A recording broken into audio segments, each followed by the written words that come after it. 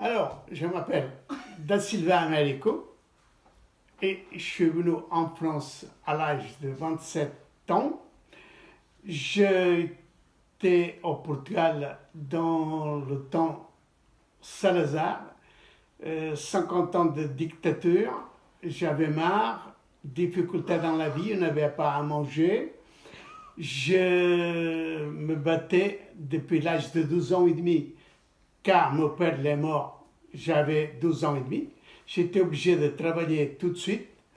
J'ai été apprenti électricien dans les montagnes de Portugal, en déplacement, pendant 12 ans, dans les électrifications des campagnes.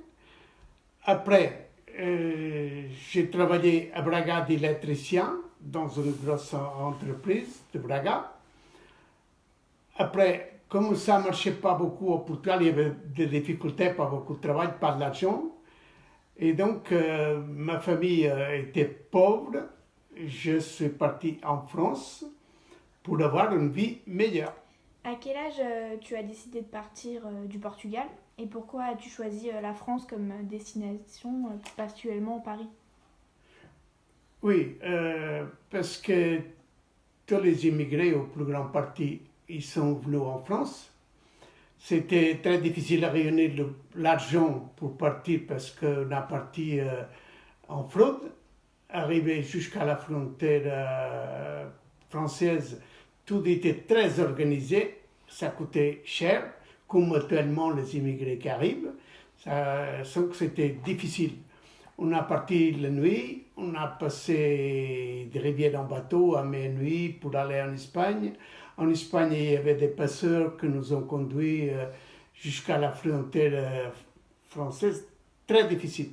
Une fois arrivé en France, comme la France a demandé beaucoup de main-d'œuvre à l'époque, en 68, et donc c'était facile, une fois arrivé en France, à trouver du travail. Et comme j'étais électricien, j'ai appris mon métier depuis l'âge de 12 ans et demi. Donc j'étais, je pense, un électricien qui a bien appris ce travail. Je me suis bien débrouillé depuis. Ok. Et à quel âge t'es parti du Portugal? 27 ans. Ok. T'es parti tout seul? On est parti à 4. Ok. Des amis, de la famille?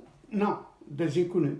Des gens que les passeurs y trouvaient pour venir en France. Ok. À l'époque, il y avait beaucoup de Portugais qui venaient, surtout beaucoup de gens de campagne.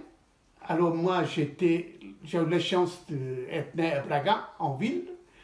Et donc pour moi, en France, c'était un peu plus facile compte tenu de mon métier, malgré que je ne savais pas dire oui ni rien. Ok. Pour manger un sandwich, c'était difficile, il fallait des gestes dans un café. C'était difficile au début. Après, j'ai passé mon permis au bout de 6 mois en France et j'ai pu travailler d'électricien. Après, j'ai créé une entreprise avec Colette, mon épouse, et, et cette entreprise, elle a duré 22 ans. Ok. Est-ce que quand t'es arrivé, t'as fait face à des inégalités d'intégration? Pas spécialement, non. Non, pas À du tout. l'époque, c'était plus facile que maintenant, je pense. Ok. Donc la France était accueillante. Ah oui, parce que la France, elle avait besoin de beaucoup de main-d'œuvre. Compte tenu qu'après la guerre, la France, elle avait besoin de beaucoup de travailleurs, surtout de travailleurs manuels, pas d'autres parce qu'on n'avait pas les capacités de travailler dans un bureau. On était vraiment des électriciens, plombiers, maçons, traciers, etc. Ok. Et est-ce que tu entendais ou tu as fait face à des stéréotypes dus à ta langue, à tes origines, à ton accent? Euh, Très peu. J'ai eu quand même un problème dans un café où on était deux Portugais et un monsieur français qui était au comptoir qui me disait je suis français, je te dis merde. Une fois. Ah. Le monsieur en question qui ne savait pas parler français, donc j'ai continué à parler en portugais avec lui. Et le monsieur il a relevé ce verre et chaque fois il me regardait et disait je suis français, je te dis merde. Alors, j'ai dit, monsieur, sortez dehors et on règle le problème. J'allais donner un coup de tête, il est tombé par terre ou encore. Et après, les services du café ont dit, vous n'avez pas le droit, un peu comme ça. Moi, je dis, j'ai rien demandé. C'est lui qui m'a cherché. Très bien.